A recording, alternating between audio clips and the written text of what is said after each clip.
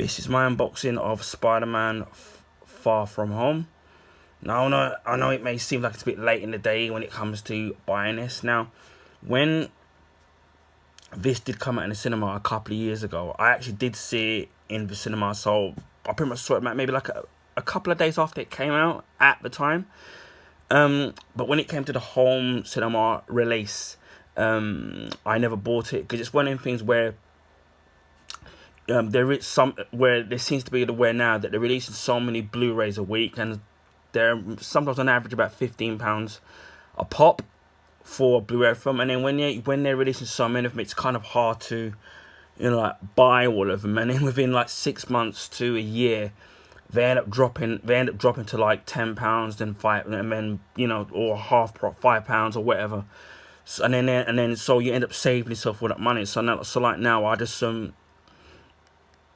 just wait until they drop down in price. And then what makes it more appetizing is that buying them second hand is that the UK ones don't come with a digital copy anymore. I know that with the US, the ones in America or US, yeah, whatever you want to call it, most of their Blu-ray releases of movies or 4K HD releases come with a digital copy. But over here in the UK, I don't know about the rest of Europe, but here in the UK, they tend not to release them with digital copies. So it makes it even more sweeter for me to say, you know what, right? Either I'll wait for it to drop half price, and then you can pick up brand new for say like £5, £6, £7, or like what I did with this. I ended up ordering this for four. I got this for £4 second hand, and as you can actually see, it actually looks pretty much in a brand new condition. Aside from there's no, you can see the back there, no damage at all. Obviously, the fact that it's not wrapped in plastic cellophane, so just by looking at it, you would sit there and think this was brand new. There's no marks, as I can see, or scratches. We'll unbox this in a while. But what I'm really also pleased about is that this one actually came with a slip cover. Some of the ones I saw that were second hand didn't actually come with a slip cover, and they were actually more expensive. Well, not more expensive, but they were exactly the same. They were all £4. And originally, I've been waiting for this for ages to drop down in price. Now, I do have the first movie. Now, this is I don't know if I did a video on this, but if I haven't, then we'll do one in the future. I've unboxed this one. This is the first one. Spider-Man: Homecoming, and as you can see, it's actually a steelbook, and I think I got it from HMV. And at the time, I think how I got this is that I think I had some HMV points, and I think this was about £25 at the time. So by the time I bought it and I had money, and I think I had I won a little bit of money in the lottery. I virtually never paid for this. And what's really great about this one is you get the 4K Ultra. You'll get the 4K Ultra HD. You get the Blu-ray 3D of the movie.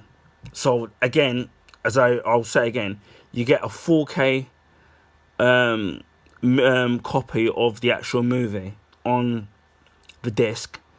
You get a Blu-ray 3D, which I don't know if anyone uses 3D anymore, and you also get the Blu-ray, and which is strange in itself, you get the digital download of the actual movie, and then it comes with a comic as well. So this was great. So I've got this. So this I actually bought this from day release at the time because I was worried about, I'll just wait and maybe it'll drop. But like with these, they'll tend to disappear. Sometimes you can be lucky and then getting these for maybe like £3 or £4 in the past. But then it also depends on the condition of it, or if they're around, or be in the right place at the right time. So I have not seen the third movie yet, which is I'm sorry, this isn't Far From Home. Well, or is it? I'm just trying to look.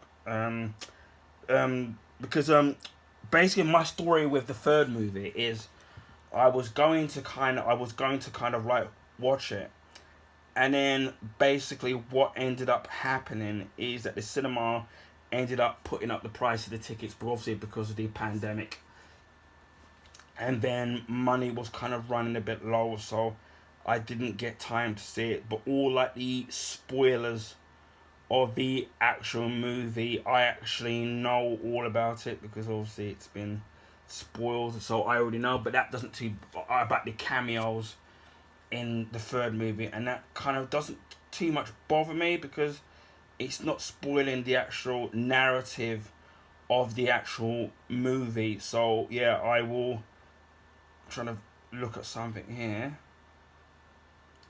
Um, Obviously this one I do my little review on what I thought of the actual movie. I actually really liked it. Again, this was directed by John Watts. This movie starred Tom Holland as Peter Parker stroke Spider-Man, Samuel Jackson again as Nick Fury. Obviously, you got Zendra as MJ. I mean, that was a bit of a twist, but we kind of saw that coming. We've got Maria Hills in it, Jon Favreau as Harold Happy Hogan. You got JB Smoove in the movie as well. You've got Marissa Tomei back as May Parker. And then we've also got Jake Gyllenhaal as Quentin Beck stroke Mysterio. Now, a little bit of fun fact about about Jake Gyllenhaal is that he was actually rumored to be Spider-Man, because I think what happened was after Tobey Maguire did the first movie, I think the story goes, but maybe don't quote me on that, is that I think he hurt his back or something, or so the story goes. And then what was going to happen is that they were going to recast him with Jake Gyllenhaal, and then what ended up happening is I think he ended up recovering or some forth, and then he what's the word? Obviously he never ended up becoming. And then Tobey Maguire obviously was able to carry on with the actual franchise. But although it would have been interesting, you know, to see what his version, what he, like would have been like in the actual, movie.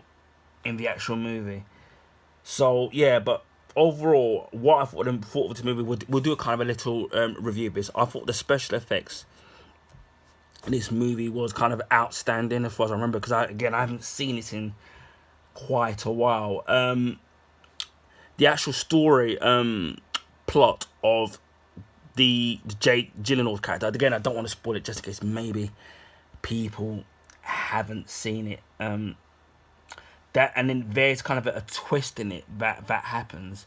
Although, as a comic book fan, I kind of you kind of knew what to expect with his character, but I thought that maybe that they were gonna they were gonna do a twist in it, because you know how sometimes they can, a character could be a bad guy, but maybe they might do a little twist so that it's not what you kind of think it would be. But something happens in the movie, and then obviously something happens to Peter Parker, stroke Spider-Man, and then it kind of leaves it with an open an open ending as to what's kind of going to happen, which obviously sets up the third movie, also called Spider-Man No Way Home, which also has Benedict Cumberbatch in it as Doctor Strange. Now, as I was saying before, I didn't get around to seeing Spider-Man No Way Home, but they finally. I've actually downloaded it via Sky Cinema. So I've actually got it on my hard drive. On Sky, I've downloaded it in HD. So, I will, maybe in the next couple of weeks or so, I will get round to watching the third entry into that movie, and I still got to watch the second Doctor Strange film and the fourth Matrix movie. So and Ghostbusters Afterlife. So I've got a lot of the movies that I missed out in the cinema. They've either eventually appeared on Sky Cinema, or they end up coming up a couple of months later on Sky Plus. So yes, do I miss being able to see some of these big blockbuster movies on the big screen with the whole sounds system and everything? Yeah, I do miss it, but it's more to do for me. It's more to do finding the time. But more importantly now, it's like since the pandemic, the price of the tickets have gone up. Because when I used to go on the date with raised the DV Super Saver Tuesday, so the tickets were like half price. So I would go and watch a film. Sometimes I even watch two movies, like one in the morning, one in the afternoon. But now they don't do these deals anymore now, and the ticket prices have gone up, and it's just getting expensive for me. I'm not one of these people that say, you know, like with the new Phase 5 and Phase 6 Marvel stuff, where everybody sits there and starts wetting themselves and then getting overly giddy and excited about it. Again, you can understand if it was children, because, you know, as kids, kids get, what's the word, excited. But it's when you're seeing like grown adults just wet themselves and it's mass hysteria. Cats and dogs living together, mass hysteria. It's a Ghostbusters line. And yeah, I am still a big comic book fan, big Hollywood blockbuster movies. But these days now, I can just wait, and either I'll wait until they appear on Disney Plus or a streaming platform, and then I'll watch it like that. And then when I want to watch, when eventually the physical versions of the movies get down cheap enough, I'll just buy them second hand, because it's gonna be it's money. So what I do is watch the big movies when they pay on the streaming services. I don't pay for them like rent. Like, I know you can rent movies when they're available to rent via whichever streaming service you use. I just wait until they literally appear as part of my subscription service, and then you just watch it for free. So, but in an ideal world, what I would love to do is go out there again, go to the cinema, because the plan I wanted to do was go out, see some of these blockbuster movies in the cinema, come out of the cinema, and then I would say maybe do a quick first reactions of what I thought in the movie, on my thoughts on the movie while it's fresh, and I would put it up my channel. And this is what I was going to do, obviously before the pandemic hit, and then obviously because when it was cheap enough to do it. But now, unfortunately, it's just too expensive to do, and I can still do it at home with the DVD copy of the DVD, or not the Blu-ray version of it. So, it's no loss there. Like what I did the Chippendale Rescue Rangers movie. So yeah, now we'll take enough of my ranting. But yeah, overall, I actually did enjoy the actual movie. It had the right amount of humour. There was little bits and pieces where it was a little bit cheesy, or there's some things that could have been, for me, could have been chopped out, but not enough to, for example, to ruin the movie or ruin the narrative or the flow of the movie. But it's very rare that you see a movie with perfect pacing. Some movies do have the perfect pacing, so even if the movie's 3 hours long, it doesn't feel like it is, because the pacing is going at a right length and it's keeping you gripped and intrigued as the story starts to unfold. So yeah, I did enjoy it. I'm not going to sit there and say it's the best super film ever made on the face of the earth, because it's only the best thing till the next thing comes out. So anyway, we'll remove the slip cover. Again, I'm really pleased that this actually came with one. As you can see, this is the actual the Blu-ray case. Again, I'm really pleased because there's no scratches, no holes, no scuff marks, or like someone sliced it with a blade or something.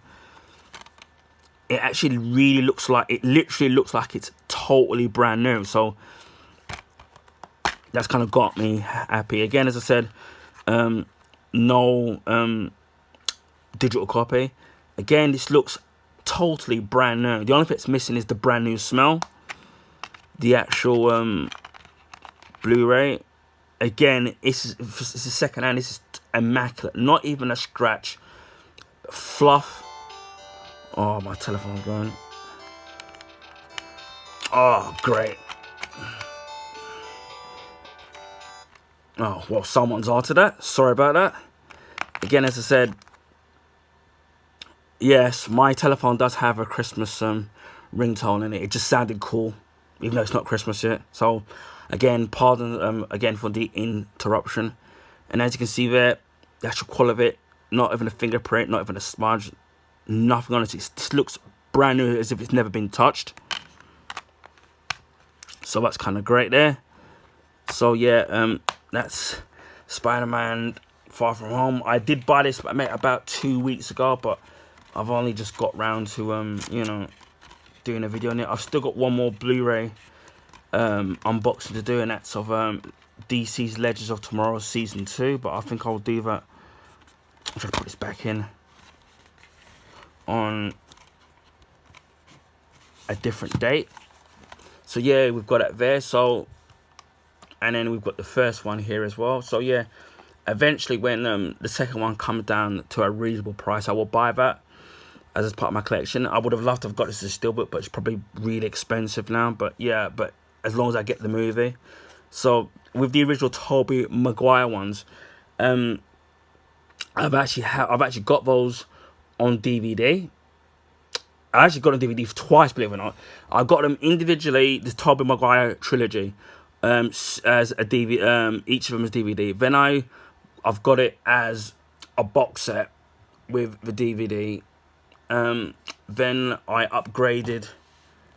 I'm trying to remember. Then I upgraded to the Blu-ray box set, and then years ago, Zavvi was doing the Tobey Maguire trilogy again as a Blu-ray trilogy steelbook, where you get all three of the movies in one steelbook. So I actually got lots of copies of that. The Andrew Garfield movie, The Amazing Spider-Man 1 and Amazing Spider-Man 2. I've got both of them as normal Blu-rays, and I've got them as steelbooks as well. So I've got the Amazing Spider-Man 1 and 2 twice. Now the first one, the first Amazing Spider-Man, I think I got that, I don't know how much I paid for that. And then the Amazing Spider-Man 2, it was years ago when we had a HMV in London, and in central London, should I say. And then I was buying something else, and then the Amazing Spider-Man 2 on steelbook, they literally was giving it away because nobody wanted it. So I ended up paying something like 99p just to get it, and it actually was brand new. So yeah, so you can tell that I'm a really massive Spider-Man fan. And although on Twitter, I rant about some of these some comic book Marvel and their writers and their being Marvel shills, and it's nothing to do with the fact that I'm anti-Marvel, because as you can see here, I've just unboxed a Marvel Blu-ray movie, and I've got pretty much 95% of all the Marvel movies are out. Some of them even twice, or even 3 times.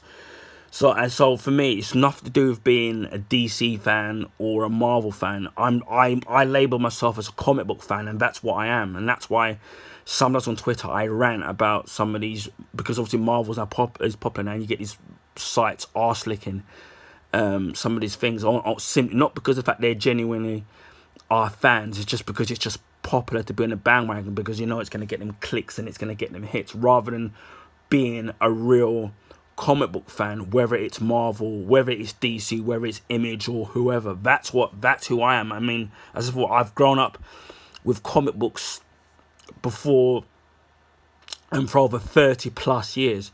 And I remember when it was even unfashionable. It was unfashionable to be a comic book fan, or when even whether it was with me and even friends of mine who we were really hardcore comic book fans, DC and Marvel. We used to get picked on for being comic book fans, and now it's popular to be a superhero fan, because obviously it's popular now, and then being picked on wearing superhero t-shirts and people making fun of you and stuff. And now it's popular because now everyone's wearing Superman, Batman, Spider-Man t-shirts now.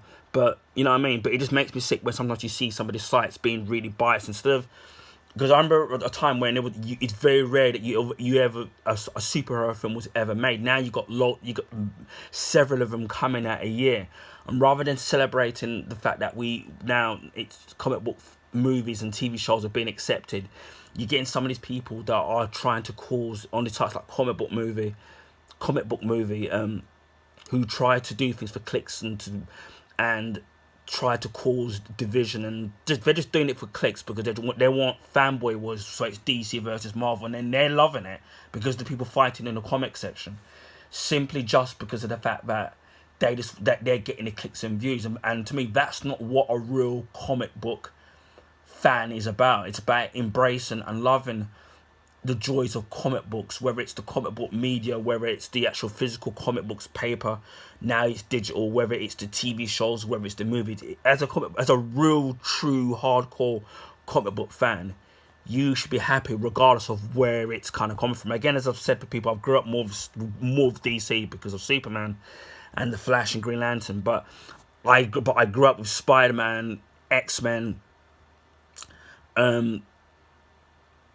Captain America, Iron Man, Hulk, all these things that I grew up on, and I've loved all of them. Some things better than others, but to me, it was a comic book fan's paradise. And then when I see some people creating these fanboy wars, it kind of, that's why I get really upset, and I vent out on Twitter, because I'm really passionate as a comic book fan about comic books, and seeing people causing division and fanboy wars just for clicks and money, to me it repulses me.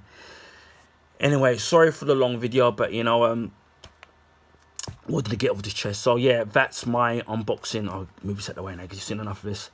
This is of Spider-Man Far From Home. As I said before, I'm looking forward to seeing the third Spider-Man film, so maybe I might do a little review on that, if people do want to see it. But yeah, overall, I really like this movie, and it was a worthy follow-up to the first movie.